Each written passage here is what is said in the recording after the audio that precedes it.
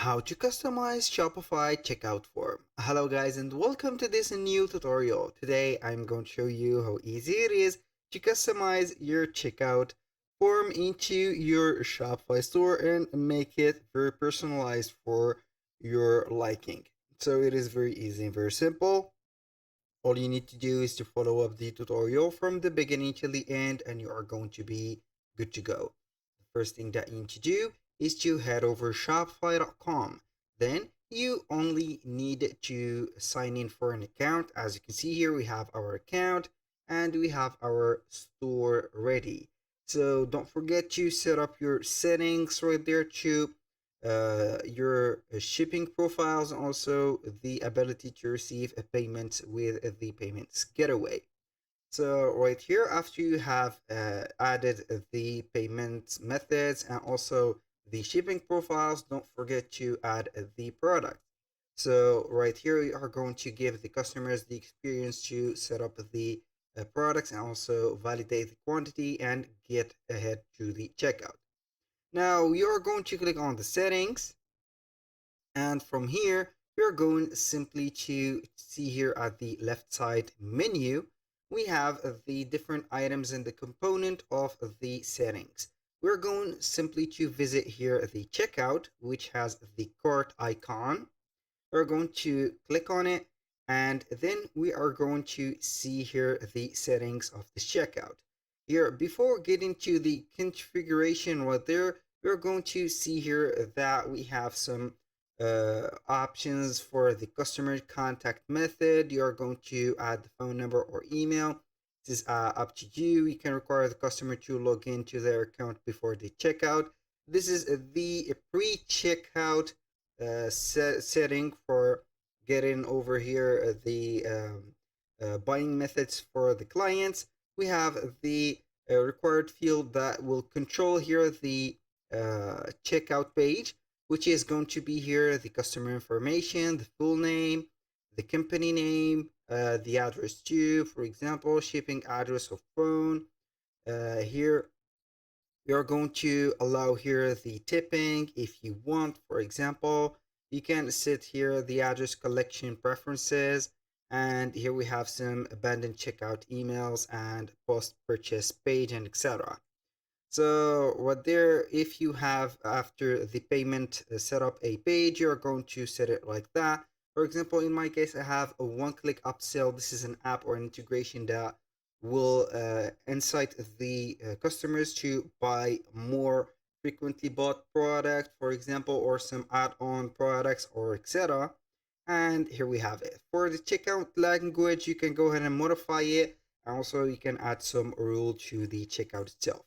Now to customize the checkout, you can go ahead and click on My Store Configuration here. The first thing, you're going to click on Customize. Then you are going to set here the page. I'm going to click on Customize. And here we have the website editor. Now, as you can see here, we have the settings. As you can see, we have the preview of the checkout. You're going to see it from here. This is the name of your store. And here we have the contact method. We have the delivery options and also all of the checked area before in the setting. So you can go ahead and see here the addresses, the name, and the optional and also the required settings. You can see here the shipping method, the payments, and now for the logo, instead of adding here your store name, you can go ahead and add an image instead. So for example, we're going to add something like, I don't know, like this. This is just an image, or we can go ahead and modify it and put it this one, this GIF image. You're going to see here the logo popping up right there. And here we have the parameters or the settings of the checkout header. We have the logo max width. We have the logo alignment. You can put it here to the left, to the center, or to the right. For the logo position, you're going to see here three cases. We have the checkout form, we have the order summary, and also we have the full width. So you can also add a background image. For example, we are going to choose here a background image, and add it here. Generally, you are going to set up here a color maybe, or a gradient color for that. So you are going to give it something that will be very unique. So, and also for the background, you can go ahead and ignore the image, but put here a color. For example, you are going to use a certain color, something like that. And also you can go ahead and change the button color, for example, like that. We're going to set up here the backgrounds or the colors that are set right there, and etc. For the typography, you can go ahead and here set up the headings. For example, you can set up the font. You can change them to something more bold. You can go ahead and view here each one of the fonts preview onto the internet. Maybe it will not give you here the option to see it, but you can go ahead and view it into the internet or Google it. So for the body also, you can go ahead and change the body font. Now let's go and talk about the checkout layout. We have the one-page checkout, so we are going to let the customers fill all the information in only one page. Then they are going to pay it right away. They will see here the shipping method and everything. Or you can go ahead and put three-page checkout. So here you are going to give the customers three set of steps. The first one is filling up the information, which is this one, for example. And the second one is going to be the shipping, which is going to be like that. The contact, for example, the shipping address, and the shipping method. And the final step is going to be the payment, which is the third page. So they can give here the tip that I have added before, so they can be paying right away with that.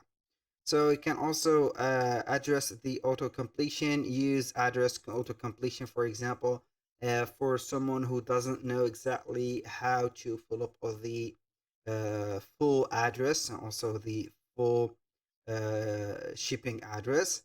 And here we have it. So also you can go ahead and check the mobile version of the checkout. You can go ahead and click at the up front right there, mobile version. Also we have the full screen, as you can see.